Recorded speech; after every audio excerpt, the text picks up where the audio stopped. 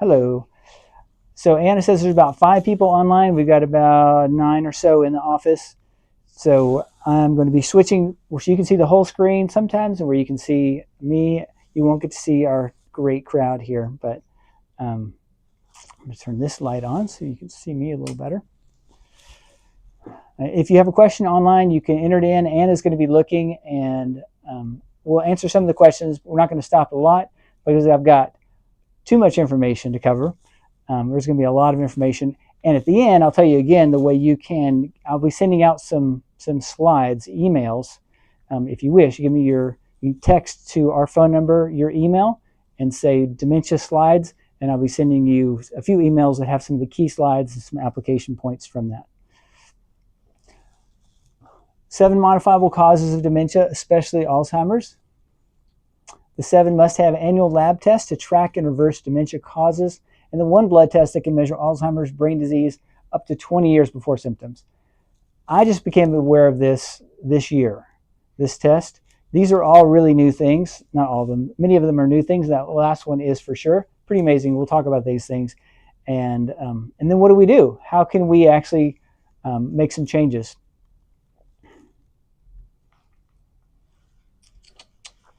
All right, well, so we get technology working here for sure. There we go. So why should you care? There are approximately 500,000 new dementia cases every year in the U.S. Expected to increase to 1 million per year, 14 million people dying with it by 2060. I'm going to give you some bad news at the beginning, but I don't really like harping on the bad news because there's a lot of bad news to be had. The cool thing is there is amazingly good news, and we're going to get to that, and we're going to spend a long time on that. Alzheimer's slowly destroys memory and thinking skills, and eventually the ability to carry out simplest tasks. And Alzheimer's is currently ranked as the 7th leading cause of death in the USA and is the most common cause of dementia among older adults. One question people often have is like, well, is it Alzheimer's or is it dementia? So what's the difference? Well, Alzheimer's is a form of dementia. It is a cause of dementia. So it's the most common cause of dementia. And the good news is you can prevent it or reverse it. That's a big statement, and it's true, and it's been proven in several different research studies and in individual patients' lives. What I want to know is why you care. And I'm going to go through a few options for you, because you have to have a big why. Reversing, for sure, even preventing is hard work. Modern lifestyle leads us toward dementia, leads us toward cancer, heart disease, strokes. To not have it is really hard. So you have to have a big why. Do you want to retain a sharp memory? Do you want to problem solve, be able to connect socially, be creative, be emotionally stable? Come on in. These are human expressions that add value to others. And that's really what we want to do with our lives, right? We want to be able to do stuff with our brain, our body, and we want to add value to others, whether it's family or society in general. And we want to be independent. And so we don't drain from others. Especially as we get older, we had parents that maybe we had to take care of, and we're like, I don't want to do that for my kids. And maybe your kids want to do that for you. We want to take care of our parents, but as parents, you're like, I really don't want my kids to have to take care of me. So a little bit about me. I've been a family chiropractor since 1996, so that puts me almost 30 years. My focus has always been on nervous system health and chronic health challenges. So I know when you guys talk about, it's like, oh, you refer other people to me. You're like, he's a chiropractor, but he's not like a chiropractor.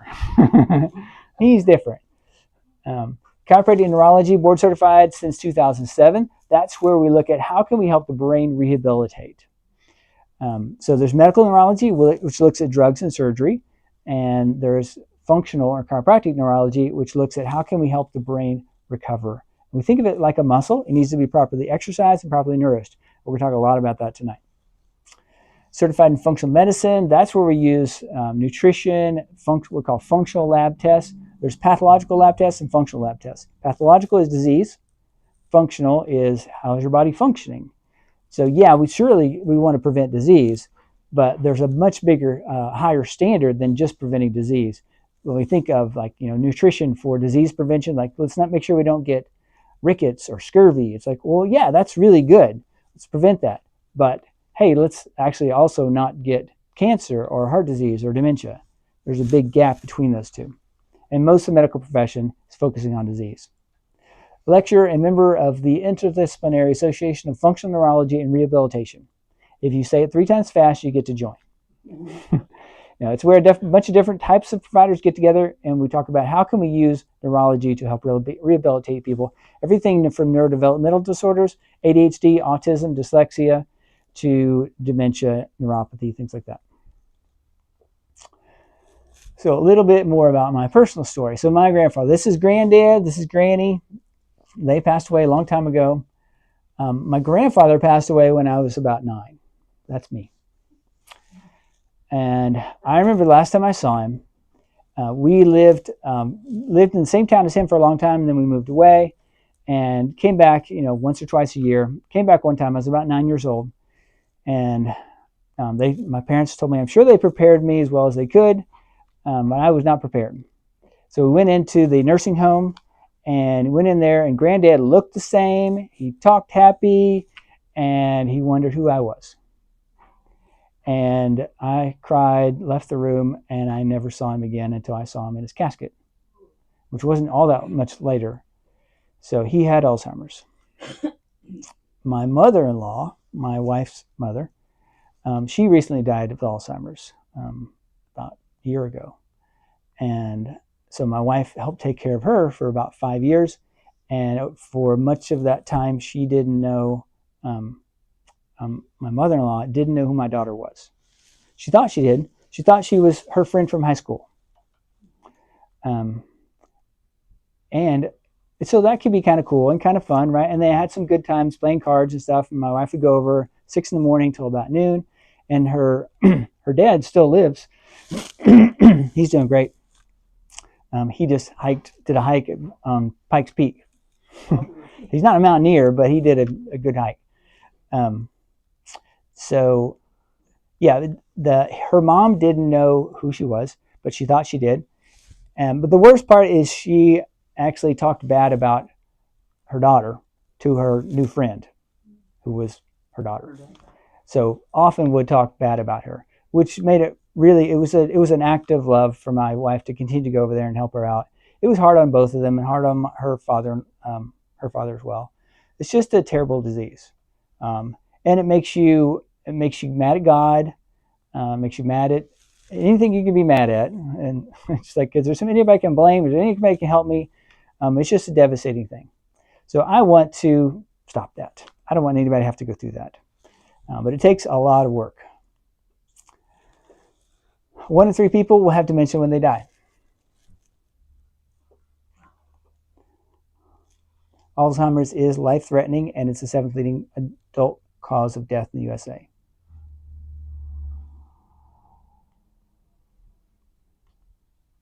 So, how long do you want to die? I want to die for like 30 seconds.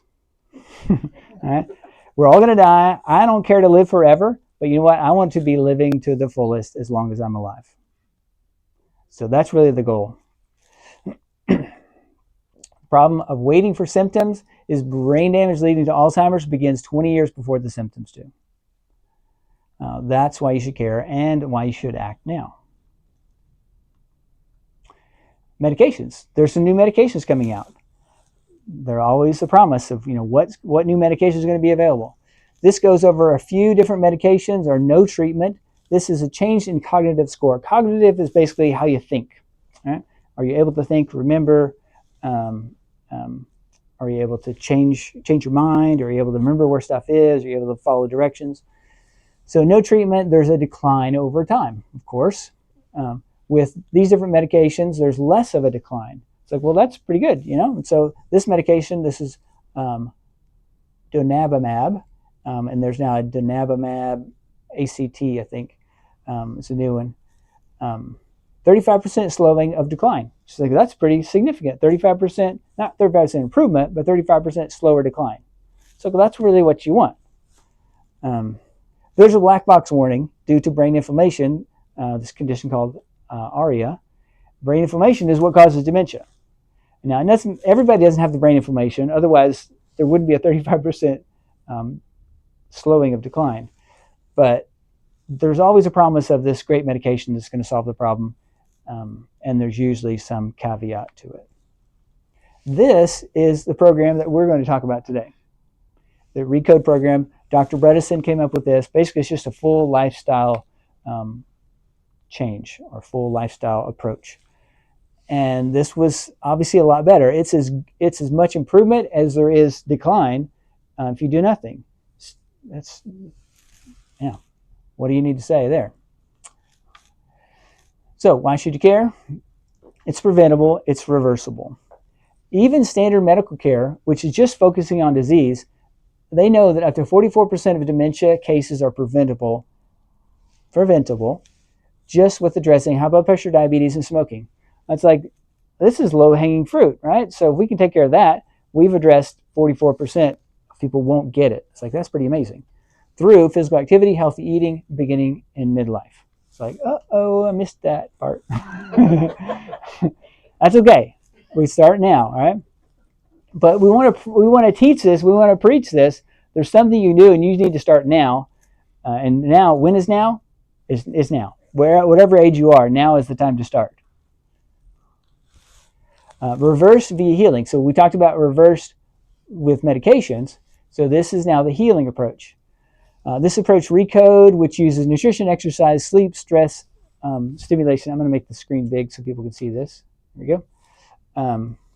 Stress reduction, brain stimulation, detoxification, supplements. We're going to talk about all those tonight, some very specifics about what to do.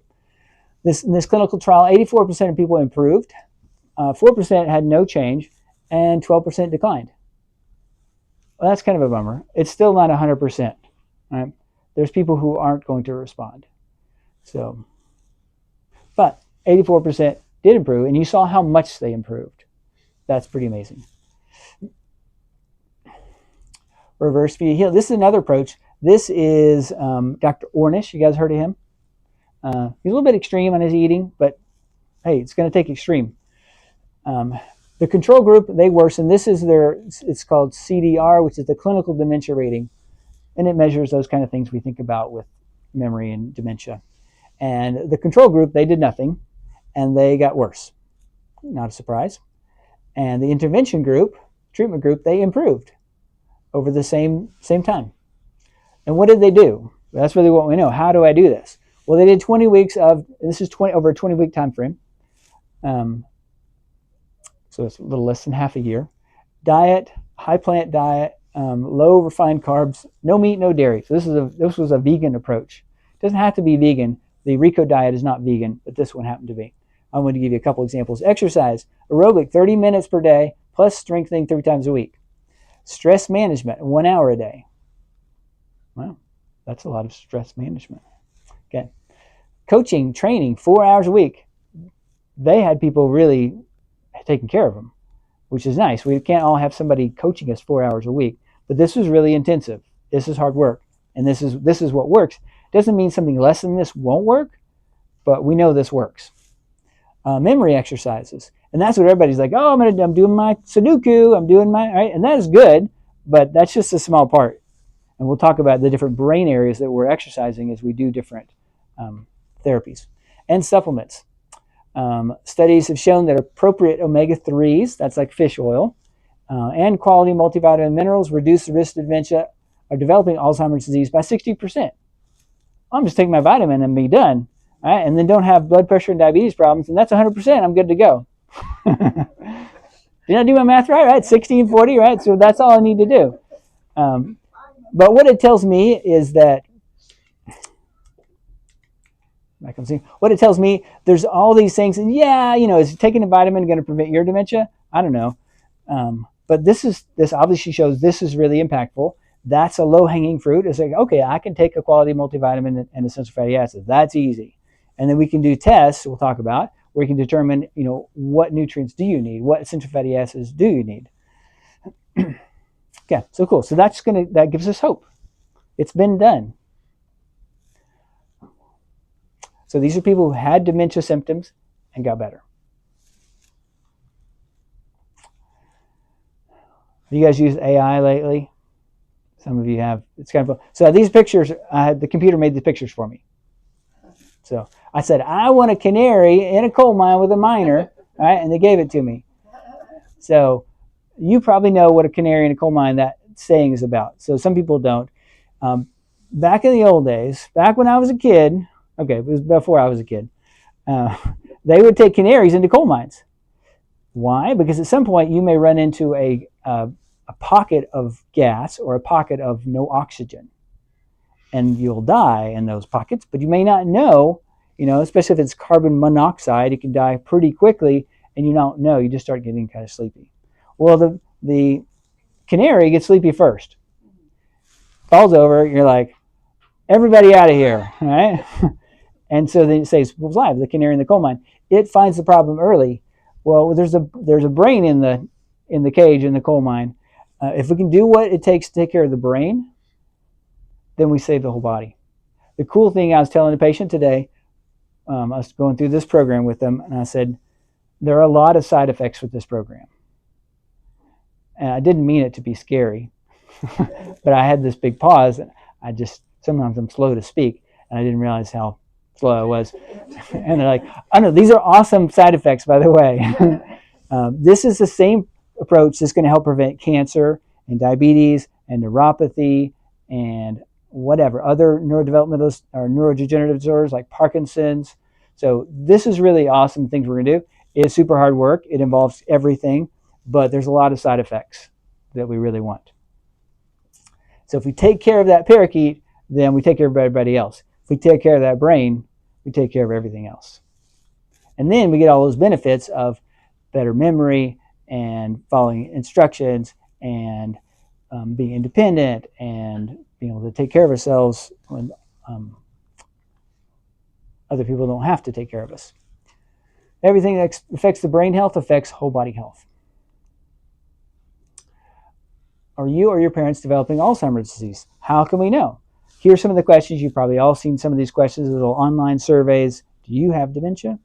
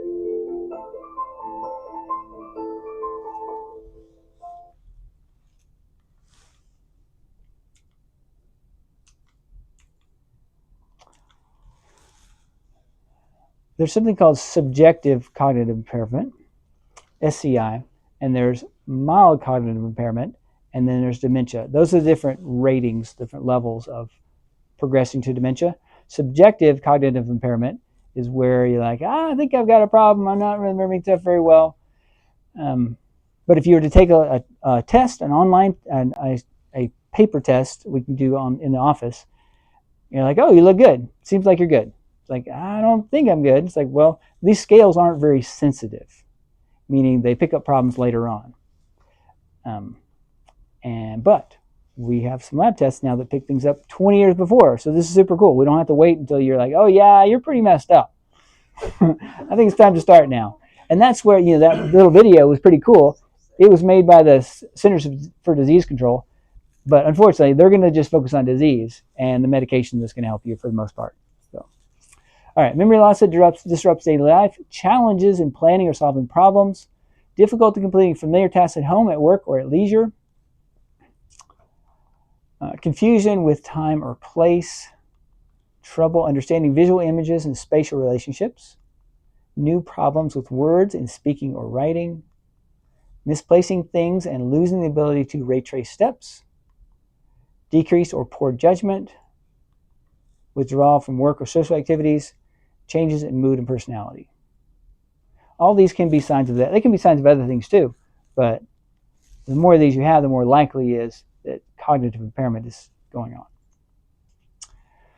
Another thing that showed up recently in some research in 2024 was essential tremor. So that's when your finger wiggles. Like if you're going to touch your nose, you get this wiggle. Let me make the screen bigger here. Okay, so you get this wiggle. And not always, we learned in school and in our neurology training, is like we call it benign essential tremor. Benign meaning there's nothing wrong with it. It's just who you are. Maybe it's a family thing, right? Well, now research is showing that essential tremor, people with essential tremor are 300% or 3 times more likely to develop dementia. So I'm no longer call it benign essential tremor. Now, does it mean you're guaranteed to get dementia if you have a tremor? No, it doesn't. But it's more likely. And those with Parkinson's are 600% or 6 times more likely to develop dementia.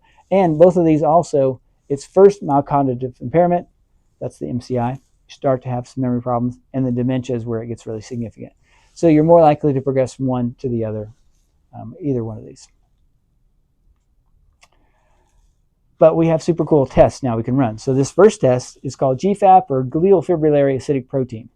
Wow, that's a big name. Now we know why I call it GFAP. And it's for ongoing brain inflammation. This is specific to brain inflammation. There's other tests we can do, and we encourage you to do, to check for inflammation throughout the body. C-reactive protein, homocysteine, these are good things. This one is specific to the brain. Now before, there's what's called a blood-brain barrier. The brain is very selective about who it lets into the house.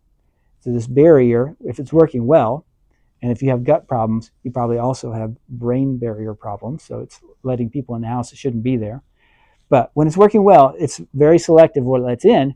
And so to know what's going on in the brain, you almost have to do a spinal tap. You can do that. You don't have to actually go into the brain, because the same fluid that washes around the brain also washes around the spinal cord.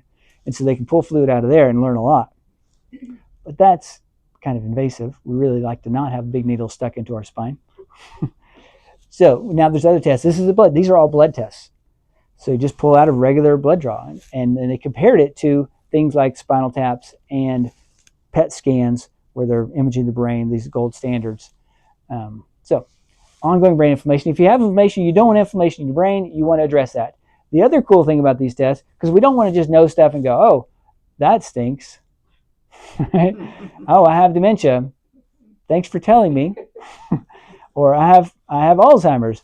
Well, really, thanks for telling me. No thanks, right? I don't want it. I have one patient who's like, I rebuke that. I'm not going to accept that. And I didn't tell her she had Alzheimer's, but we talked about it for some reason. She was like, nope, I'm not going there. I'm like, that is awesome. I don't want you going there. But denying it is not the way to not go there. So anyway, these things will change as we make positive changes. We can decrease inflammation of the brain, and then this blood test improves. So that's cool. So that can be at any age and any brain function, but we know there's a problem if that shows up. Neurofilament light chain for ongoing brain damage and repair. They first started knowing about this with traumatic brain injury. People would get concussion, and they're always looking for stuff they can find, how bad is it or what's going on. They found this showed up with, and it lasted for maybe 48 hours, 24 to 48 hours after concussion. This would show up. Brain damage and repair. So like, okay, that's pretty bad. We know it was more than a small hit on the head. Well, now we also know this brain damage and repair also happens in Alzheimer's and other brain disorders. And so we can measure that and find out what's going on. And then we can also improve it over time, because inflammation will then cause this brain damage and repair. And the last one, this is pretty new, very new. It's a blood test for Alzheimer's, specific to the buildup of amyloid in the brain. We can find out, quantify to some degree, how much buildup there is.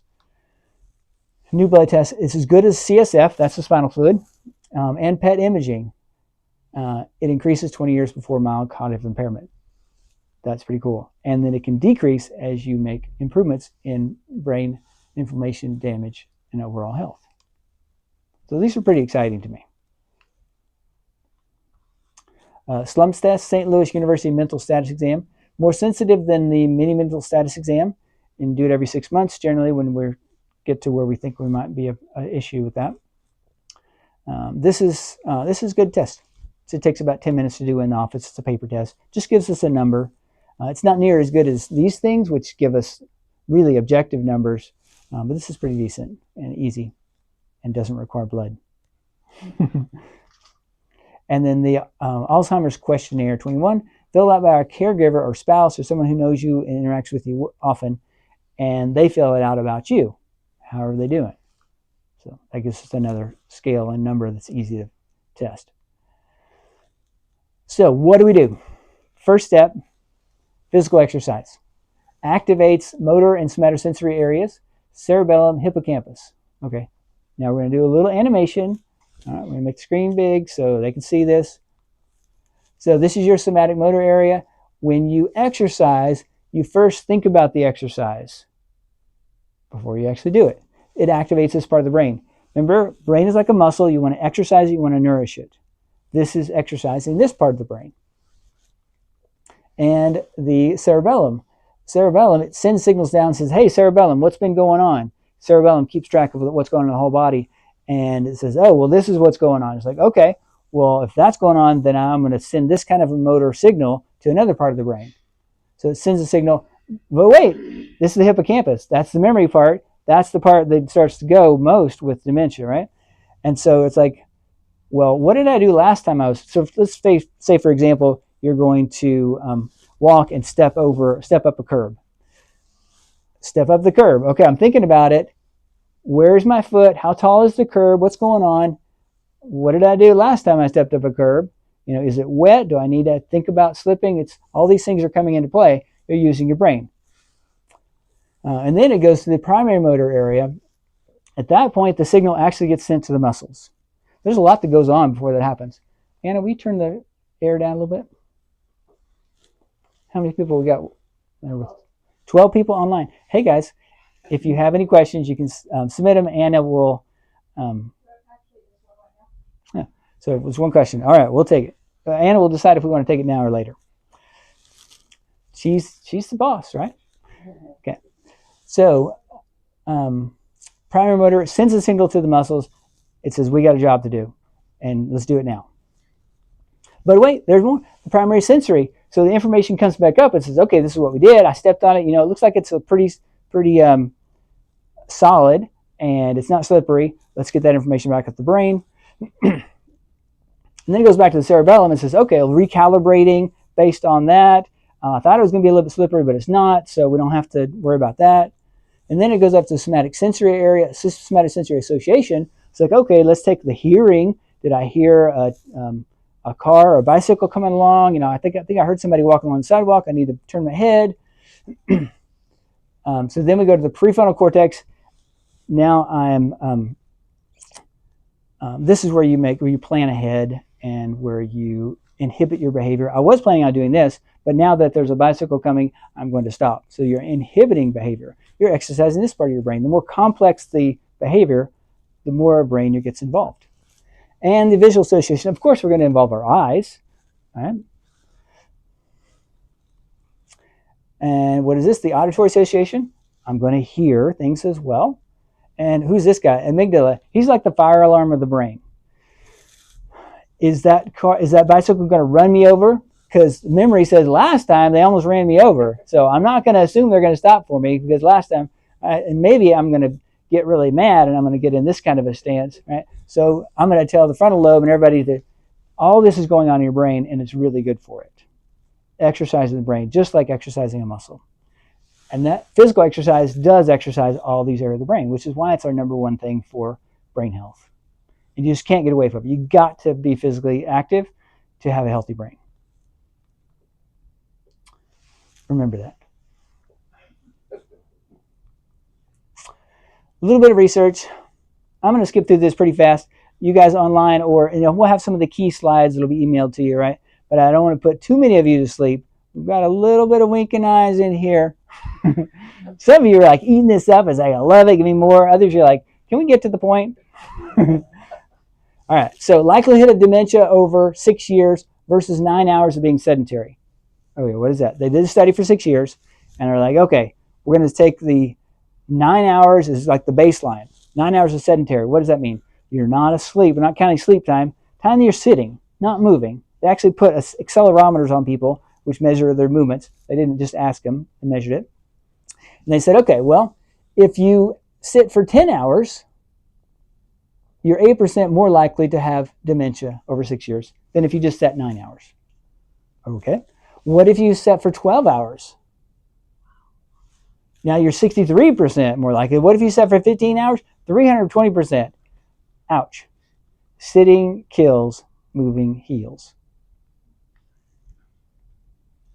So even when adjusting for other things, stuff, right? Time spent engaged with moderate to vigorous physical activity. So even when they account for all this, it's like you could think, oh, well, maybe they've got heart disease and diabetes, and that's why they're sitting so much. It's like when they accounted for everything, even people who said, you know what, I know I sit 15 hours a day, but then I go work out at the gym for an hour and a half. It's like, that doesn't matter. Now, I just spent a whole slide saying how much this matters, but not if you sit around the rest of the time. You got to move. Move it or lose it.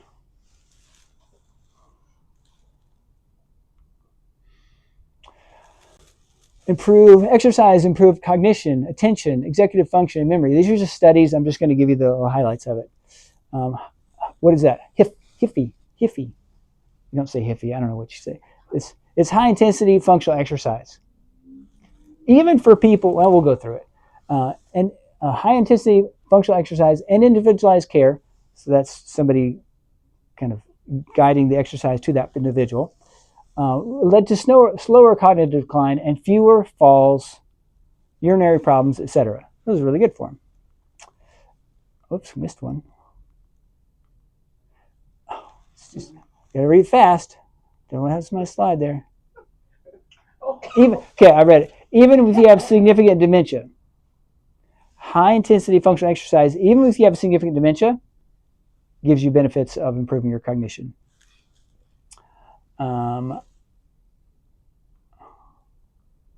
Here we go. Nursing home residents. It's like, well, I'm not a CrossFitter. Can't do high intensity exercise, right? So nursing home residents. All right. I think you all don't qualify as reached that point yet. Motivation for high intensity functional exercise, 40 sessions over 4 months. It's as good as for social programs and improved over time. What does that mean? Their motivation to do it actually got better as they did it. Even more than they did for social programs where they get to play bingo and other cool stuff with the other folks, right? Their motivation increased. So doing it actually is like, you know what, I'm kind of liking this now. So that's cool. Even in nursing homes. Really? Got to read fast. Okay, more nursing home resident stuff. The point is, regardless of how bad off you start, and even if you have dementia problems already, high intensity exercise is helpful. It needs to be done. So now we're talking more about physical. This is subluxation and nerve interference. This is specific to your spine. What are some key concepts? Normal function in the spine, you have communication of brain and spinal cord. That's your central nervous system, communicating from muscles, organs, back to the brain. Right? That's normal. Subluxation is when you have physical, chemical, or mental stresses that cause interference in the spine and disrupt that communication. We're all about exercising the brain. And if you have interference in the spine, with or without pain, obviously if you have pain, you're even less likely to exercise the way you need to, but then it'll interfere with that. Why nerve interference irritation matters? Because the purpose of the nervous system is to adapt to stress. All right, so it's caused by physical, chemical, and mental stresses. It's a spinal problem causing nerve irritation, and it leads to symptoms and conditions. And they're corrected by spinal adjustments. So that's what we do in chiropractic, is do adjustments to get the spine working better, and that helps the brain work better. And new studies are showing that even more specifically. They're doing brain imaging right after they do adjustments or during adjustments, and they're seeing brain changes right away. So this is just an illustration showing that working well. 1 to 2 times a month once you're well plateaued. So that's the frequency of adjustments that's usually really good for maintaining that. In our spinal hygiene class, we go more into that. But what does an adjustment do? And it's an immediate barrage of nerve input to the brain. That's a barrage. It's like a whole bunch of stuff. Right? A whole bunch of nerve input to the brain immediately when there's an adjustment. That's pretty cool. We're activating the brain. It allows continued normal movement, so you can exercise. It promotes body to brain nerve activation. It reduces pain and improves sleep. We'll talk about sleep. Sleep, super important. And it promotes your ability to adapt to stress and stay healthy. As a summary for physical exercise, what do? We scan your spine, motion, and muscle balance activity. Ends up looking like this. Then we do chiropractic. Chiropractic would look at segmental motions, individual joints. Physical therapists would look at regional. Physical therapy is awesome. I love it as well. Move no more than 8 hours stationary. We talked about that. As you get to 10 and 12 and 15, it gets worse and worse and worse for your brain. That's 8 hours per day. Per day. Don't sit more than 8 hours a day. That's basically what it means. Or stand in one position without moving 8 hours a day. We don't do that. That's excellent. I can't stand for 8 hours. Do you have anything for me, Anna? Just ask one question. Did you want me? Yeah, if one carries an APO for should one see a functional neurologist? Okay, so the question was, we came to it earlier, there was this ApoE4 allele. That's a version of a gene that makes one more susceptible to certain things. And the ApoE4 makes you more susceptible to Alzheimer's. The more copies of it you have, the worse. So yeah, it just makes you more at risk, makes it more likely you're going to develop dementia if you have that. And that's a test that you just do once, and you see if you have that gene. And that's one of those tests. I don't do much genetic testing because, like, well, yep, that stinks. But if it motivates you to take action, then that's good. And since we have the other tests, then it's okay to add that one on. It's like, okay, yep, you've got a problem, and yeah, you've already got some inflammation, so let's double down. We got to go. And the question was, should you see a functional neurologist? So yes, functional neurology and functional medicine to start doing all the things we're talking about. But we'll give you things to start applying today that'll be helpful. All right, exercise 3 hours per week, moderate to high intensity with some resistance. Resistance is, it could be wall push-ups, it could be resistance bands, it could be weights, it could be lunges to some degrees, your body resistance. And chiropractic 1 to 2 times a month. Second thing, mental exercise activates the prefrontal lobe, cerebellum, and the hippocampus. We want to activate the brain. It's like a muscle. We want to exercise it, we want to nourish it. We're going into more different ways to exercise it. Exercise it with mental exercise. This is where your Sudoku comes in, right? The prefrontal lobe, it requires you to think about it, to plan ahead, to think about different options. It activates the cerebellum because the cerebellum helps us coordinate ongoing activities and movements. So these are talking back and forth and say, okay, what did I do last time? You know, should I keep doing this? Should I keep on that same path on the maze or whatever? Should I keep going there or should I turn? Thinking ahead, I'm taking, all that is going on. And then your hippocampus, again, that's memory. This is a little bit of memory, but it's coordinating things that are ongoing. This is memory about two kinds of memory. There's memory of what you did a long time ago. There's also a memory like, okay, so I have those 4 letters and I need to combine them in a certain way to make a word. So you could write them down in different ways, but often we don't want to write them all down. We're just holding them in our head, that short-term memory. It's like, okay, I'm combining this way, aha, that's a word, and then you write it down. That's using exercising your brain. So it's really good. It's specific to that part of your brain that we're most worried about, and that's why it's great, but in the absence of doing everything else, it really doesn't work very well. But it is necessary. Education preserves the brain.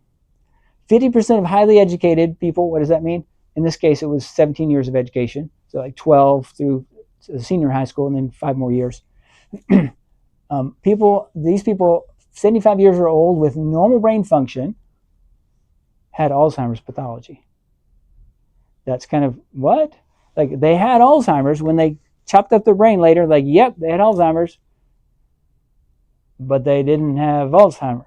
Right? They didn't have dementia. They didn't have the symptoms, but they had the disease process. It's kind of like if somebody said, yeah, you're only half your heart was working. When we went in there and looked, half of it wasn't pumping, which is not possible to be alive like that. But they're like, but man, you were still able to jog. That was good. So this is like this. Like, yeah, your brain was jacked up, but it still worked. You're Swiss cheese. But man, you had a lot of cheese to start with, so it works out. And that's true. In this case, that's how it works. So the more, we call it cognitive reserve. The more brain connections you have, the more you can lose and still get away with it. So it's like, well, I guess it's too late for that one too. It's too late to be highly educated, maybe, but it's not too late to keep working that brain. So the point is, you can keep making new connections. Build brain resilience with cognitive challenge. So a resilient brain is one that can handle a little bit of trauma. Think faster, focus better, remember more. This is things you can do. You can have people skills, new and long-term relationships. Being married for 40 years or 20 years, this is good because I've got a little bug. So if you see me slapping myself, I'm not losing it. Let me make the screen bigger so people can see my antics. Okay. Yeah, long-term relationship with somebody. It could be a great friend, but there's obviously, even with a spouse, there's even more trouble and potential for interaction and having to work it out. That takes cognitive flexibility. Takes emotional flexibility to stick around. Now, more than 50% of marriages don't stick around. They're not working on that flexibility as much, or whatever reason it may be. Right? But sticking together with somebody challenges your brain in many different ways over a long time. But also new relationships. See someone on the street, hey, or somebody in the coffee shop, strike up a conversation with them. That's really good. That's requiring a lot of brain activity, of memory and the cerebellum and the prefrontal lobe. All that is really critical and helpful. Navigation, take a new path. Don't go to the same way to work every day. You don't have to go to a different way to work every day, but sometimes go a different way. You get that memory program rewired a little bit differently. All right? Intelligence, learn something new. My new one is surfing. So I'm not very good, which is why it's so helpful for my brain. It's requiring every piece of my brain. All right, build brain resilience with the best brain training. So this is a paid program, online game program. So if you like to do online games, this is one that actually has been research studies have shown that it actually works. Think faster, focus better, remember more. It trains things like attention, brain speed, memory, people skills, navigation, and intelligence. Is it free? No, it's a program you pay for. Yeah. Well, I figured what the answer was going to be. And I don't remember what it costs. Yeah, there's probably something and you can do it for free, but nothing that's worth it. But it is a really good program. So, but you don't have to do. But these are kind of things that you want to, work on, right? This is what this program helps with. People skills is not going to be really good with people skills. Not as good as it would be actually having real people skills. So what do we do? Summary for mental exercise. Test your mental speed, flexibility, memory online. They test you. They give you a beginning test. Say, okay, what's your brain HQ, your brain health quotient? And you get a number for that. And that, maybe the test is free, the initial, I'm not sure. But that's pretty cool. Test your brain function in office. So we can do this cognitive testing, that slums test, that paper test takes about 10 minutes. The AQ Alzheimer's questionnaire that you take home, spouse or somebody fills out for you. And that's something good to do every 6 months when you think there's a problem. Exercise your cognitive brain daily. Do daily mental challenges. Be personal and social. enduring relationships and new relationships. Both of those are helpful. Weekly routine change. That could be the change in the way you go to work, or the path you take for exercise, walk, or whatever. Monthly, yearly challenges, skill or a hobby. And then the Brain HQ is good. And Sudoku is good. And mazes and puzzles are good. Third one, mental stress reduction. We did mental stress exercise, but now mental stress reduction. What do we do for that? Or what areas of the brain? Because we want to exercise the brain. Brain is like a what? It's like a muscle. And what does a muscle need? Exercise and nutrition. And that's what the brain needs too. With mental stress reduction, you are decreasing the stress on this. With stress, we get cortisol increase. That can create inflammation. It could increase blood sugar, which creates sugar stress as well. So as we decrease stress, it's allowing your brain to actually function. Because when you have this emotional stress, other parts of the brain that I didn't show start to hijack this brain. Like when you're really mad, you're like, I can't think straight. Right? This is the think straight part of your brain. And it just gets shut off. It's like, I'm not going there. So, your cerebellum, of course, because it coordinates ongoing thought processes. And your memory. All these are, with stress reduction, they're allowed to function more fully, and they don't have that irritation, inflammation. So what do we do? We're to the summary of the mental stress reduction. There's a lot of things to do. Test your stress adaptability reserve. How much reserve does your nervous system have to adapt to stress? This is a test we do in the office. You want to be in the green. And so if you're out here, that's not terrible, but this line here is like the basement. Things start to get bad if you go back down below here. It means you have less reserve to adapt to stress. Once you get out into the red, the kind of the peachy or the red, then it really creates more problems, more inflammation or susceptibility in your body. So that's cool. And for those of you who really want to know, we're actually measuring the heart rate variability.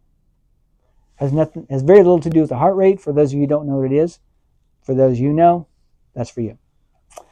Increase resilience boosters. So these are things to do to reduce stress in your brain. This brain health program, everything we're talking about is good for your brain. That's going to help reduce the stress. Physical exercise include movements and spinal adjustments. So moving, how many hours a day should be moving? At least how much per day? Hours. 16 hours? Mm-hmm. Yeah, that's a 24, right? So we don't count sleep though. So you don't have to move during that time. So but you got the math right. So it's that 8 hours. Be sedentary no more than 8 hours, right? And then spinal adjustments help keep your spine and nervous system well. And then other physical exercise is not just the absence of being sedentary, but the actual activity of the HIFE, right? That high intensity physical functional exercise. Mental and emotional support. Active, mindful. So what do I mean? The active relaxation. What is that? That sounds paradoxical. Passive relaxation is going, okay, I'm going to relax. I'm not relaxing. I'm not going to think about my stressful day. All I'm thinking about is my stressful day. Right? So active relaxation. Can you guys see that little fly flying around me? No. All right. Well, I'll just pretend like he's not there. Active relaxation is actually engaging your brain in something that is boring and easy, but takes a little work. Emptying the dishwasher. Yeah, for some people that might be relaxing. Other people might be stressful. So like reading can be, yeah. But if we take it really simple, it can be counting your breath. Like I'm going to breathe in 5 times, 5 seconds, and out a count of 5 seconds. In 5 count, out 5 count. That's super boring, right? And if you just kept counting, like counting sheep, you can actually count sheep and think about something else at the same time because you just keep counting in the same direction. But if you have to stop and start over, then that's actually active. You have to continue engaging that. Or if you think about where you're breathing, like I'm going to breathe as if I'm breathing into my heart. Just think about that area. Okay, it's that there's different ways to do it, but that's the point of active relaxation. Also, it's that mindfulness is like thinking about your body, being aware of your body. Cognitive behavioral therapy is good at this kind of stuff. Heart math biofeedback, it's something we do in the office. We do like 4 sessions, teach people how to be aware of their relaxed state. How to Stop Worrying and Start Living, one of my favorite books, Dale Carnegie. Pretty awesome. I was driving one time and I missed my turn by I think 2 hours. I was so engaged in this book, and I called my wife. This was a few years ago before we had smartphones. I'm like, I don't know where I am, but this is the road I just passed. I need to be at work in like an hour. Can you tell me where to go? So that was funny. All right, I was coming from a seminar. I was left at like 4 a.m. and was driving, so get me awake. All right, good sleep. Speaking of staying awake, brain healthy eating, improved toxin exposure and removal. We'll talk about those things. Add needed nutrients and bonus brain support. We'll talk about that as well. And then decreased resilience drainers. It's kind of the opposite of all the boosters. Sleep is critical for brain health. So is the waste going out and is the nourishment going in? Sleep helps this happen. Sleep helps get the waste out. This is showing some blood flow to your brain and this cerebral spinal fluid around your brain. And we get rid of our sleep is like a washing machine for the brain. It's super cool. I'll show you some things here in just a moment. So sleep versus dementia. Sleep 5 or less hours compared to sleeping 6 to 8 hours, which is the 6 to 8 is the green and yellow, so that's pretty good. This is dementia over years. So they started measuring people in 2013 until 2018, and this is how many people got dementia, or how, yeah. So how they're still surviving and not having dementia. Less than 5 hours, this is the red line. 204%, or pretty much 2 times risk developing dementia within 5 years. If you're 65 years or older, that's who they did the test on. If you sleep less than 5 hours, which is not very much sleep. That's pretty bad. It's bad for your brain. Why is it bad for your brain? Patients with sleep apnea. This is a huge one as well. Have a 43% increased likelihood of developing neurocognitive disorder like Alzheimer's, Parkinson's disease, or something else. I would think it would be even worse than that. I mean, can you imagine if somebody cut off your breath, several times an hour, 15, 20, 30 times an hour? That's torture. Like that should be even more than 43%. But anyway, that's what they found. Sleep apnea is a really big deal. So don't have sleep apnea. If you're doing something to correct it, then that's okay, right? Yeah, like a CPAP, right? Or they have the little jaw things. If you're fat, lose fat. That often helps. There are also some exercises that can be done. All right, healthy sleep removes toxins and solidifies memories. What if you only sleep 6 hours? I mean, if I go to bed at 9 o'clock, I'm up at 3. Yeah. Awake. So the question is, what if you only sleep 6 hours? Well, statistically, you still are okay. Oh. Right? Well, So 6 to 8, yeah. So it's not so bad. But you get less than 6, then statistically we start having problems. So sometimes it is less. I go to bed and I just don't go to sleep. yeah, well, that could be a problem. Back up at 3 and 4, and then maybe go back at 4 and sleep till 6. I've had 2 hours. Yeah. Well, if you take naps, then you're kind of all right. And though there's not a problem, naps are good. Okay, so healthy sleep removes toxins and solidifies memories. This is the glymphatic. You've heard of the lymphatic system, right? This is the glymphatic related to the glial cells in the brain, those little cells that are around the other neurons. Glymphatic flow. Okay, young people and old people tend to not get as much value out of sleep as young people. So what you want, let's see, there's the high amount of glymphatic flow. Glymphatic flow, that's the washing machine of the brain. It removes toxins. Sleep is the time you clean the brain. That's why we need good sleep, and we need good sleep. Typically, the longer you're asleep, Well, let's say these are the different stages of sleep, and these dark blue is where you get the most lymphatic flow. And so it's hard to get the most lymphatic flow when you're older, but you still get some, and so you want to get all that you can. The longer you sleep, the more times you enter this cycle of cleaning your brain. That's why a certain number of hours of sleep is correlated with that value of less dementia. You have more dishwasher cycles. Summary of sleeping well. Test your sleep cycles. There's little devices, your iPhone or a Whoop device or an Oura Ring. These are all different devices you can buy to test your sleep, to see how much REM and how much deep sleep you have. REM is just a different stage of sleep. There's an app called the Sleep Routine. It was the most accurate, better than any of the things I mentioned. This was significantly more accurate, giving you actually now all of them are fine, they're okay, but they're like 60% accurate, and this one I think was like 75 or 80% accurate. So they're all kind of bad as far as being truly accurate. Test your sleep oxygen. This little device. Now there is a sleep study, right, where they take you in and they hook you up with all the electrodes and stuff, and they say, okay, relax and go to sleep. We'll be watching. It's like, thanks. Yeah, I'll be sleeping great. This will probably be my best night's sleep ever. Let's record this and tell me. Okay. But they actually, I guess they get some decent values out of it, even though it seems highly unlikely. But they do. It's good. This is not as good as that. But it's a lot easier and cheaper.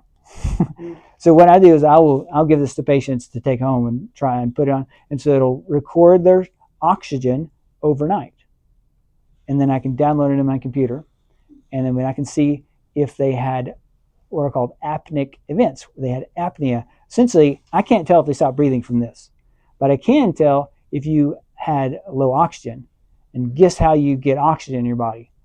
Breathing. So the probability is you stopped breathing if your oxygen went really low. So although we don't make a diagnosis of sleep apnea with this, it's a really good way to find out if you probably have it. And if you do, then you go do the sleep study and take care of that. So this is called, and you can buy one of these on your own. What's it called? It's called the WellU O2 ring. So the WellU O2 ring. And I forget how much it costs. Maybe $100 or something like that, 150. Okay. Sleep 7 to 9 hours a night, or 6 if you have to. Try to get 1.5 hour REM and 1 hour of deep sleep. And that's if you're testing it. Otherwise, just try to get as much sleep as you can. Try to make it as good a sleep as you can. And treat apnea. Your apnea exercises, they're hard. They're kind of like these tongue and mouth exercises, and do weird things, blow on a balloon, and they're pretty cool. And they actually work pretty well. You don't even have to do them. You just have to think about them. No, you actually have to do them. I thought I did it the other week. Does that work? It's not a gift. Okay. So yeah, so they do exist, and they have been studied, and they're pretty good. So CPAP is also good, and there's jaw devices and things. They can create other problems, but hey, if it stops you from suffocating multiple times an hour, then that's pretty cool. And if you're super fat, that's awesome, because that gives you something maybe you don't need a CPAP. You can just lose fat, because that is actually a really effective way of improving all sorts of things, including apnea. There's one value of being fat for a little while. Nourishment is critical for brain health. So now we're talking about waste out. That was the sleeping, but also nourishment helps the waste come out too. But nourishment in, we're getting nourishment into our brain, and it affects everything, every area of the brain, just like sleep does. It's not just that one area. It's kind of like physical exercise. It affects so many areas of the brain, because you're getting nutrients in and waste products out. Because just like a muscle, the brain needs two things. What are they? Nutrition and exercise. Added sugar interferes with brain function. Actually, it feels good at first. There's one study that showed there's mental performance improves for 2 to 12 hours after a sugar burst. It's like, No, I know this is awesome for me. I really, donuts are my friend. But frequent blood sugar excess can permanently damage cognitive function. Somebody worked really hard to come up with this name, and it was good. Their AGEs, advanced glycosylated end products. Glyco is sugar. So these things is basically sugar plaquing or sugar stickiness on damage on tissues. It's the same thing we find hemoglobin A1C. That's that, your blood sugar over 3 months measurement. It's basically an AGEs measurement of a blood cell, what kind of damage is happening. Ketogenic diet. Ketogenic eating is the opposite of high sugar. How many of you have heard of ketogenic diets? All right. How many of you tried a ketogenic diet? Huh? I know you have. All right. It allows you to have metabolic flexibility. So you don't have to be ketogenic all the time, but it allows you to use glucose for brain energy or fats. You break down fat and you get ketones and you use that for energy. So being ketogenic, somebody who's a diabetic, they're like, I thought ketosis was a bad thing. Well, it can be. It can be deadly when you're a diabetic and you don't have the ability to use sugars and you don't have the ability to use ketones because you've had high blood sugar for so long, your body hasn't got used to using ketones, you can die. But for those of you who have control of it, and even if you are diabetic, it's good to go into mild ketosis. It's good and it's healthy. You just want to be smart about it. All right, so ketogenic diet is to some degree is typically critical. Certainly if you're going to reverse dementia, you got to get into this. You have to get into a state where you're ketogenic at least part of the time in ketosis. So I can't eat sugar at all. I haven't eaten sugar since what, the 90s or something? So because yep. The other day, what did I do? I went to the Mexican restaurant and we were having this conversation and I took one of their chips. I take my own chips because theirs have sugar in it. And I got it in my mouth. At home, I'm going to spit it out. But so I'm going to answer the question. They're online; they can't hear you. So I'm going to restate and I'm going to answer that. We can talk more about it later. So what if you don't eat sugar? Do you eat any carbs? So carbs turn into sugar.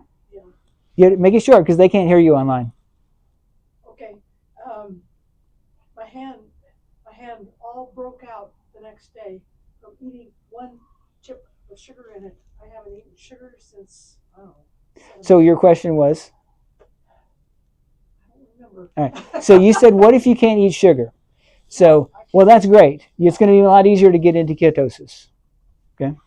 So you want to avoid sugar and avoid simple carbs. That's how you get into ketosis.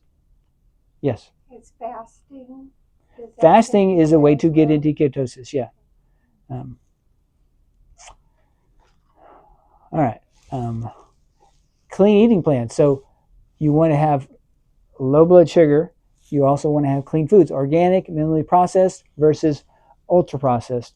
Most of the center of the grocery store is not your friend. Build brain resilience with the best eating plan. Simple diet guidelines. This one diet is called the MIND diet. It stands for Mediterranean and Intervention for Neurodegenerative Delay. That's why we call it MIND diet. But neurodegenerative, right? That's degeneration of the brain. This has been, and I'll go through some of the research. Simple diet guidelines improve and preserve brain function even without brain pathology.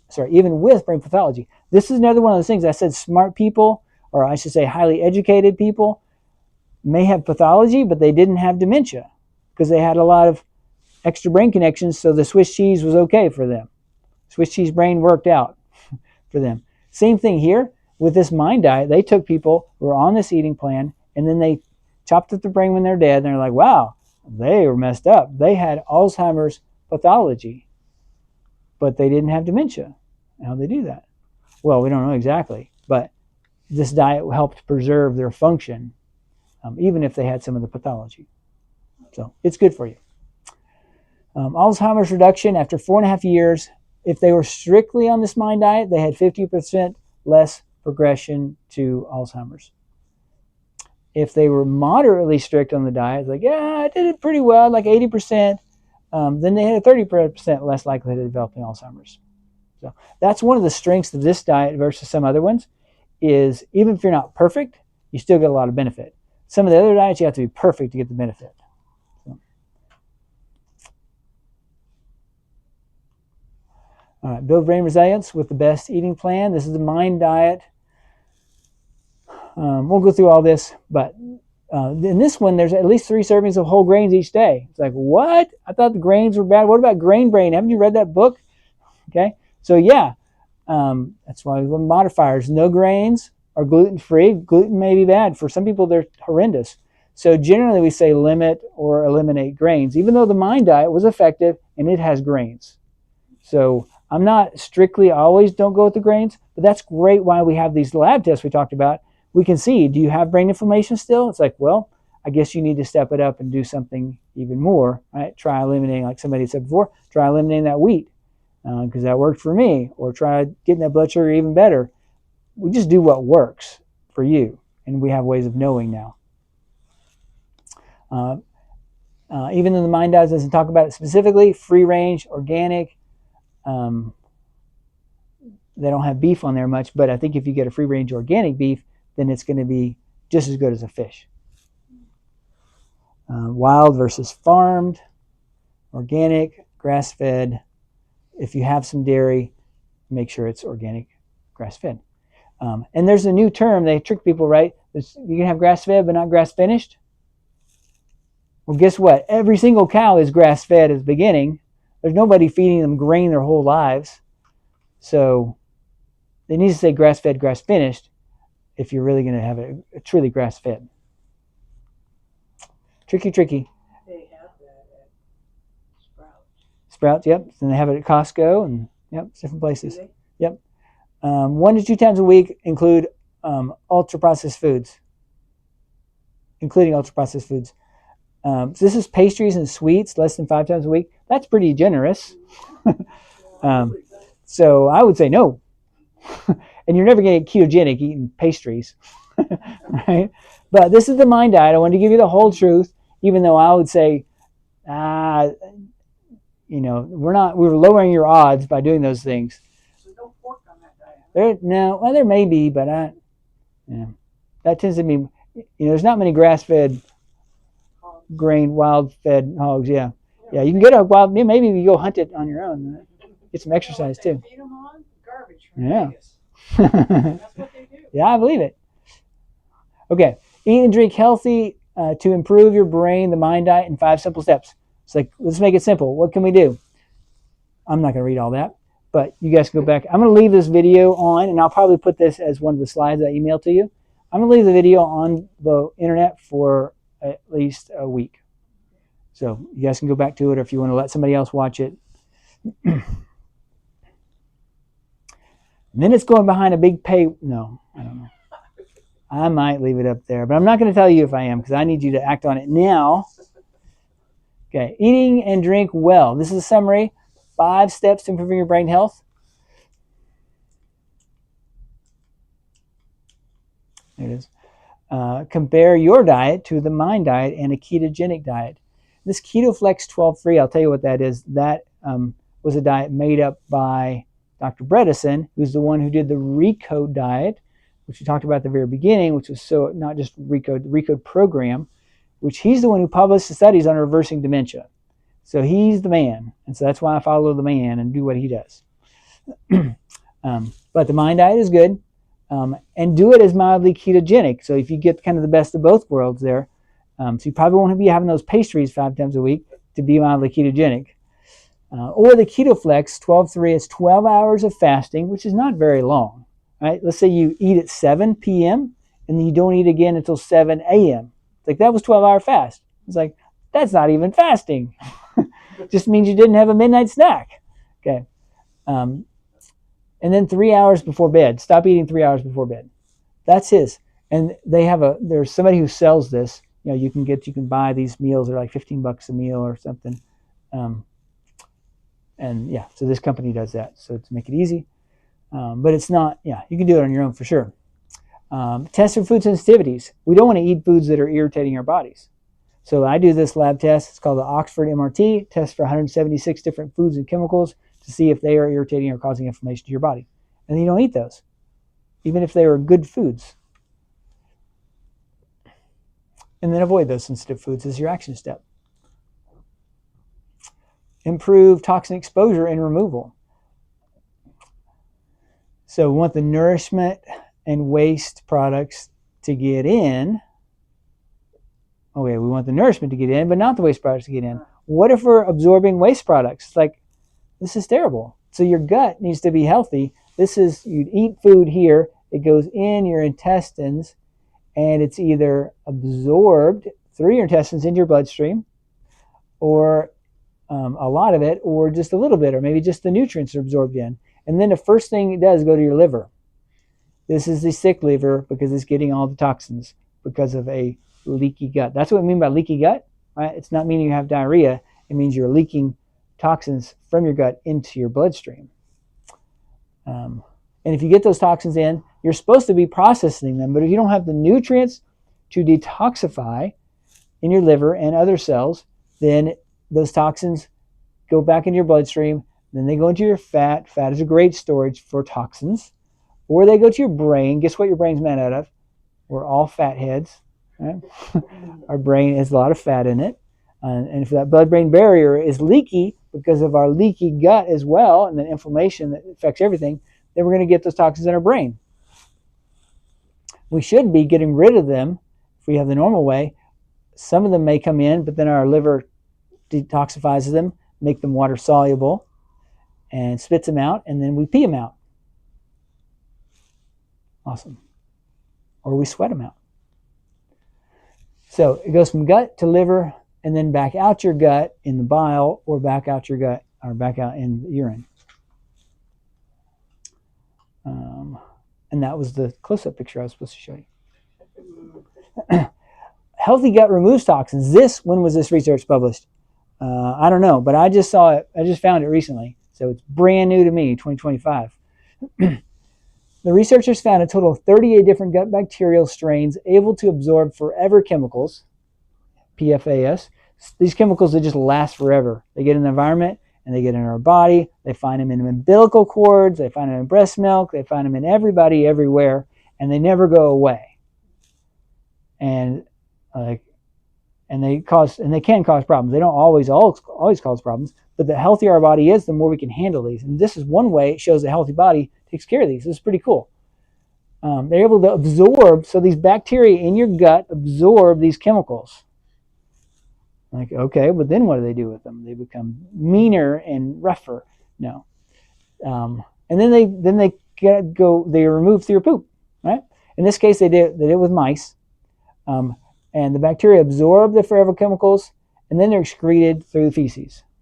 That was pretty awesome. You've got these little bacteria that are toxin eaters, and then they exit, and now you don't have those toxins in your body anymore. So that's pretty cool. 38 different kinds of bacteria absorbing different kinds of toxins. Healthy gut makes for a healthy body. Healthy cells remove toxins. This is a depiction of the liver, different nutrients needed for phase 1 detoxification, which takes that toxin and makes it water soluble, which actually can make it more toxic at first. It becomes a free radical. I can't remember at what point it becomes water soluble, maybe phase 1 or phase 2. But it can actually become worse at this intermediate step, and that's why you need antioxidants to handle it. So again, you need more nutrients. Sometimes detoxifications just kind of push things along, and they can make things worse. So that's why I'm careful to do these purge detoxifications. We want to support normal body function, not just push it. So nutrients you need to help eventually eliminate the toxins. We can test your gut health and to find out if it's working well. So as you can see, as I go along this process, we're talking about we need to exercise the brain. What are the different areas we exercise? And now we're talking about nutrition, which nourishes the whole brain, or toxins, which toxify the whole brain. But then we look at, okay, well, how can we know we've got a problem? So I talk about testing for each one. And then what can we do about that if we find the problem? I'm all about action steps, but I also like to have objective data so I know what we're doing and we're doing the right thing. And perhaps we'll go back and check and see, did we accomplish the goal? So we can test the gut with all these weird named chemicals. Absorption, dysbiosis, that relates to bacteria in the gut, and yeast or fungus. So this is a test I do really often, people. We can do this with a finger prick blood sample. You have to fill up a couple little circles of blood, and a urine sample. We get all this and much more. So then we remove the bad, right? So if we have a gut problem, we remove the bad, get rid of the bad bacteria or yeast with some herbs and diet. Replace the good. If you don't have enough good bacteria, we make sure we put back probiotics, right? And nourish the gut cells. How do we nourish the gut cells? We feed them Scooby snacks. So that's what I like to call it. You guys remember Scooby-Doo, right? And his Scooby snacks. So basically, it's just this cool thing. The bacteria also, when they break down this fiber, they poop Scooby snacks. There's weird name chemicals like N-butyric acid, right? They have really scientific names for them, but I call them Scooby snacks. So if you eat good food that has good fiber and you have a healthy gut, then you're automatically improving this cycle of now those Scooby snacks now feed the intestinal cells. The intestinal cell is not just a rubber hose. We saw in that previous picture, it has to absorb certain things and prevent certain things from coming out or getting back in. So that's the 4 steps to make a healthy gut. Cell nourishment testing, right? So we need a healthy gut and we need healthy cells to detoxify the toxins we do have. Different tests we find out. This is called the metabolomics test. It looks for all sorts of things. Right? This is that same test with the urine and finger prick. I do this on myself typically every couple of years to see what's going on. And it gives us information from different categories: antioxidants, mitochondria, which is the powerhouse of the cell, like a nuclear power plant, inflammation. A lot of this is the omega 3, omega 6 fatty acids, toxic exposure. Sometimes we do these heavy metals, sometimes we don't, depending on the people. If we're looking for cognitive function, then we test those heavy metals. It's good to know. They usually don't show up though. And then methylation support, that relates to folic acid and B12, things like that. So we test for it. We address the diet. We address digestion and absorption. That's the gut health again. That's the key to the beginning of all this. And then you supplement as needed, certain vitamins. What if there's mold? So mold's a big deal with cognitive function. So we call these mycotoxins, or toxins that are produced by mold, and they can be neurotoxic. These different ones over here have a tendency, these different molds produce neurotoxins, and so we want to, and they also can be carcinogenic and other things. So we want to know if they're there, we want to know if they're causing a problem. This is the test we run, or this is a portion of the test, to check for mold body toxicity. Do you have toxicity from mold in your body? Okay, that's question 1. Now, when we do the test to begin with? Because I don't do this on everybody. It'd be great, if you just got endless money, it was like, let's just do all the tests, let's learn everything, right? But I go, okay, I want to do a test that I know is going to be helpful for you. At least a pretty good chance this is going to give us actionable information. So most people don't have mold toxicity. So I don't run this test on very many people. But if you're like, well, I was in a moldy place and I had symptoms, like, well, you probably have mold toxicity, right? So we test this and go, okay, now let's see which molds they are, and let's see how toxic it is. And then, now if you are toxic, let's clean it out. Well, how do we clean it out? We go back to the previous steps. It's like, well, you need to make sure you're properly nourished and your gut's healthy, right? So we can get rid of these toxins and we can process them. So it's a cycle. The nice thing about functional medicine is there's a lot of the same answers keep recycling themselves regardless of what the condition is. And then, we also want to know where the mold's coming from. Do I still have that mold? Because if you have toxicity, you are being exposed to mold, or you had enough stored in your fat that you're still recirculating some of it. But if it's high toxicity, then you're probably still being exposed to it. So Then we go, well, let's find it and let's get away from it. Is it work? Is it home? Is it the shop out back? And then if you find it, then let's get rid of it. And when we do this testing, we can go, okay, if we know which toxin it is, which mold it's from, we go, I'm looking for that one. That can save us a little bit of money if we know exactly what we're looking for. And that can be super expensive, finding it and then have somebody get rid of it and making sure it stays away. Okay, reduce toxins and supplement as needed. This is the 6th and 7th step here, actually. Test for cell nourishment and gut health. We went through that. Test specific brain inflammation, damage, and repair. Those are those funny name chemicals we talked about earlier. Specific for brain inflammation, specific for brain damage and repair. This is kind of interesting. I don't know if they did this on purpose, but I just thought about the NFL, right? You know, I mean, we all know what that stands for, but we all know it means neurofilament light, right? Oh yeah, National Football. But remember I said they first started looking at it for traumatic brain injury. I'm like, I wonder if that's why they chose that. I don't know. They're tricky that way sometimes. And then the p-tau, that's a sign of amyloid, beta amyloid. It's going to tell us, do you have Alzheimer's damage happening? But even if you have Alzheimer's damage, doesn't mean you're going to get Alzheimer's symptoms if you do enough of the right stuff, right? But also, these can all get better. We can see the measurements improving, and that makes us feel light and happy. Restore cell and gut health, reduce inflammation. That's once we find these problems here, then we address it by doing this: diet, lifestyle, supplementation. Other thing, test and treat sensitivities, food and chemical sensitivities. There's 176 different foods and chemicals. We can see if it's causing inflammation in your body. Gluten-free, that should say test separately. Gluten requires its own specific test because there's 21 different little breakdown products that can be related to gluten. Yeah, we do a specific test for that. But if you say, you know what, I don't eat gluten, it's like, well, we don't need a test for it then. Because if you are gluten sensitive, then the answer is to not eat gluten. Test and treat mold if we feel like there's a problem. The body and the house or the workplace. Test and treat bladder or kidney infections. What? I didn't talk about that. This is an extra bonus here.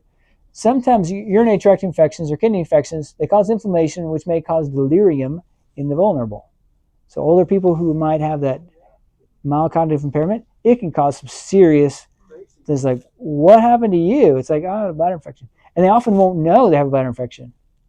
This happens a lot in older people, even if they're don't have dementia, they don't know they have a bladder infection. It doesn't cause that same burning. It's weird. I learned this from a lady who ran a assisted living facility. She's like, first thing I check for when they get here is a bladder infection. We find it a lot. So, wow, that's weird, but it's real. All right, V-Light, what is this? This is new to me as well. And this is red light therapy, right? So we've all seen red light stuff. This one, yeah. So these little LED panels, or I have different lasers in the office. But this one, she's laughing at me. Well, you want to wait till I stick the nasal probe in. I'm not going to do it for you guys right now, but we put this in here, right? So why would we do something so ridiculous? Why don't I just take those tanning bed laser, or those red light panels, and that's much more comfortable. Because the research was done on this device and showed it worked. And that's the point where I can go, you need to do this. As opposed to red light therapy has been around for a long time. I'm kind of a slow adopter of some stuff, especially if it's expensive. But there's things I'll say, hey, that's good, try it. I don't know, try it if you like it, whatever. But if I go, you need to do this, this is helpful, it's because the research has shown it. Results after 12 weeks of treatment. That's not very long. Alzheimer's disease assessment scale, cognitive. So they did a questionnaire essentially, which involved learning, naming objects, following directions, and memory. So it was a paper test they gave them. The treatment group had an average of 38 to begin with, and they went down to 32 on this scale, which was good. That was a 6-point improvement over 12 weeks.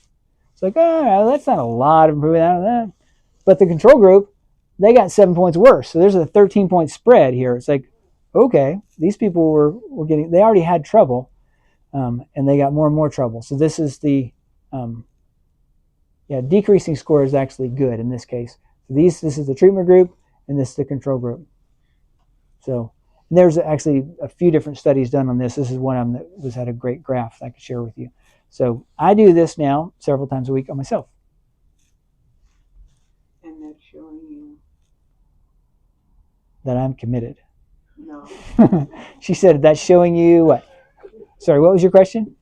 That's my question. When you do it several times, I mean, yes. You're just seeing if you're continuing to go down. Oh, so yeah. So why would you do this? What improvements am I seeing? Right. None. Like, oh man, I don't want to use it. Well, I don't have any problems that I know of yet. Actually, I just did that GFAP test on myself. I don't have any brain inflammation. But my wife will tell you that I'm not such a great memory. I think I've got some Swiss cheese that started like when I was in high school. So even though I got a pretty good education, I may have some work to make up. So I want to do everything I can. Remember my grandfather?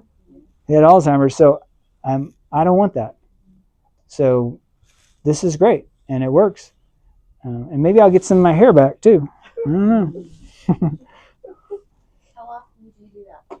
So I try to do it at least 3 times a week. And how long do you wear it? 20 minutes. And yes, there is a little nasal probe. And if here's a little pro tip.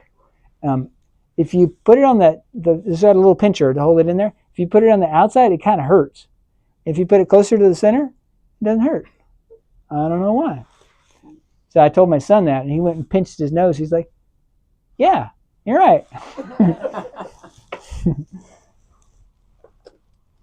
All right, so that's called V-Lite. These are, we're able to sell them, I think, for $1,500. So they're pretty expensive. I told the patient that today. She's like, wow, that's great. I was looking at panels for like $5,000. I'm like, okay. And this thing retails for, I don't know, like $2,500 or something. So we don't retail it for that much. But I can't tell anybody that, so. So yeah, I can't advertise it for that price because it's not kosher. So it's not an advertisement. If you're a patient, we'll talk about it. Okay.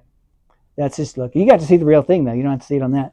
But it goes up your nose and shines light. Why? In your nose. You have these blood vessels that go into your brain. This is the shortest access to your brain. The thinnest skull is right at the top of your nose, your cribriform plate there, your nose.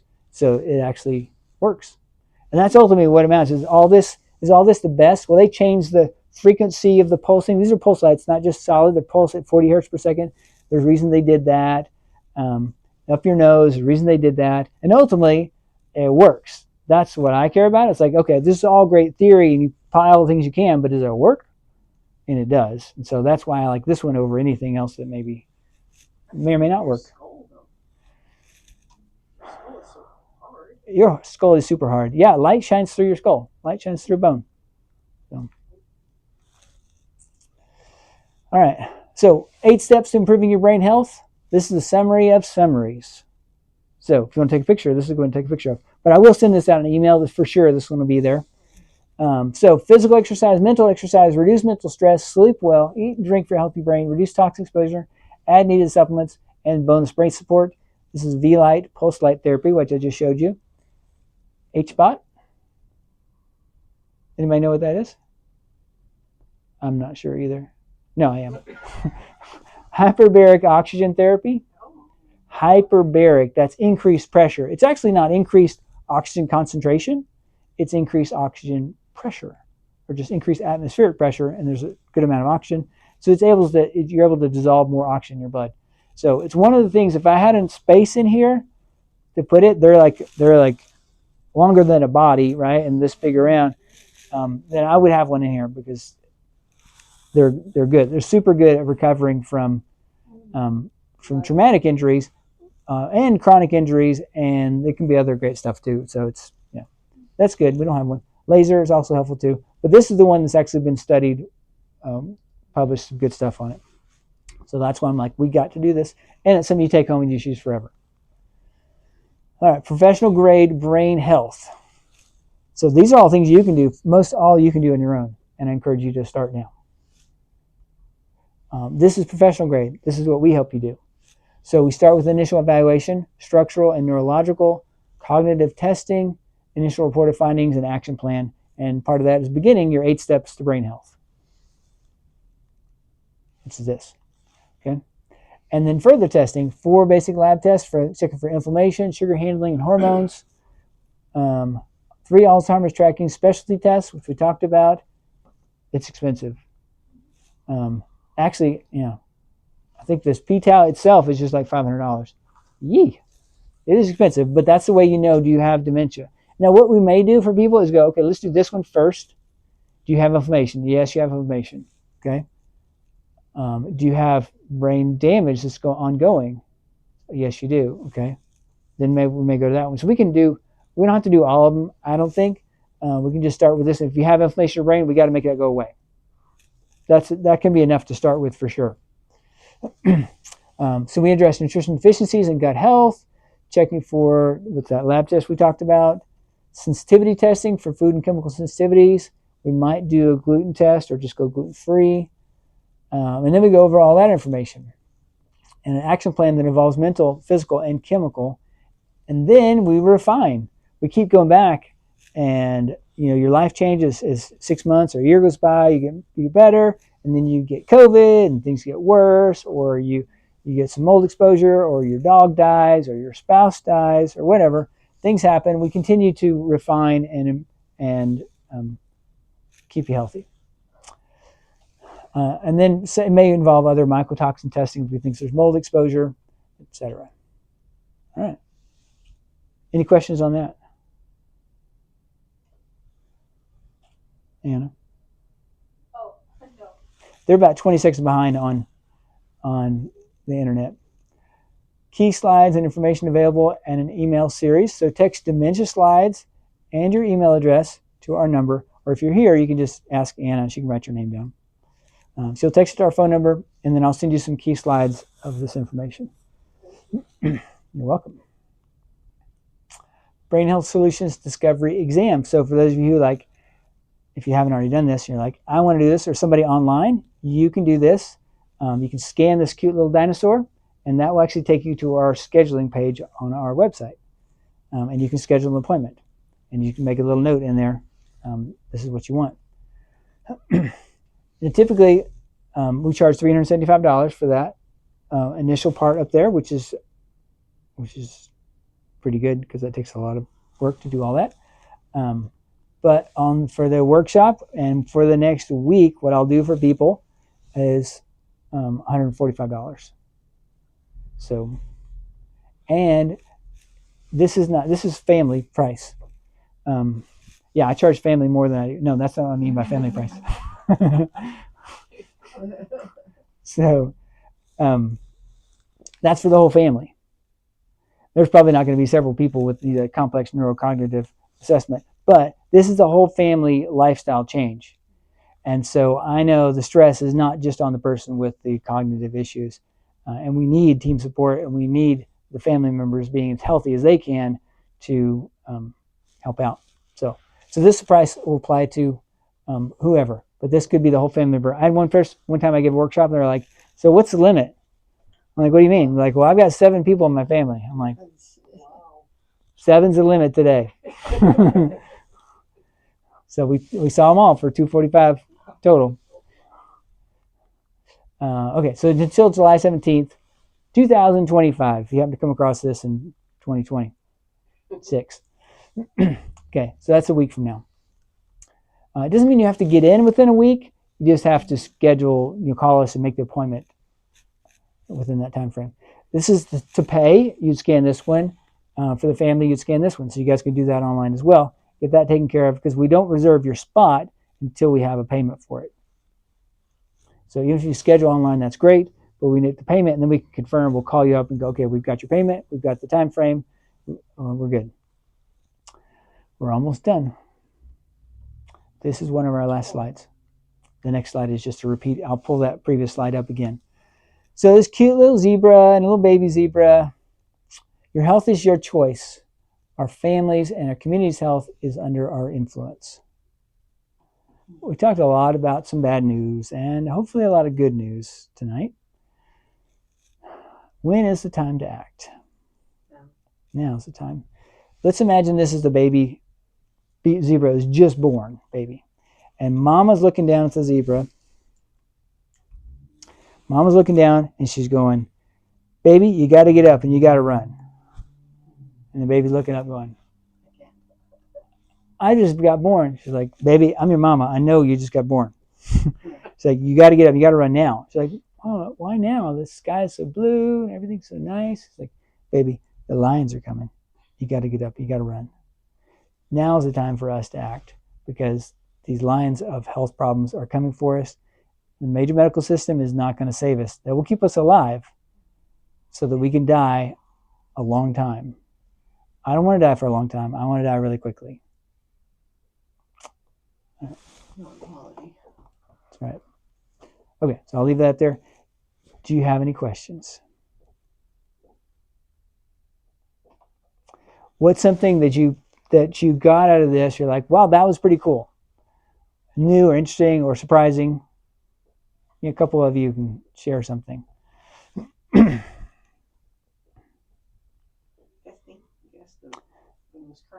The most current test, yep. Okay, the GFAP and NFL and p-tau. Yeah. So. Especially if you have it in your family. Yeah, and those tests are great even if you don't have it in your family, because how many people are going to die with dementia? 1 in 3. Yeah, exactly. So it's getting to be more and more of us. Have they decided if this isn't hereditary?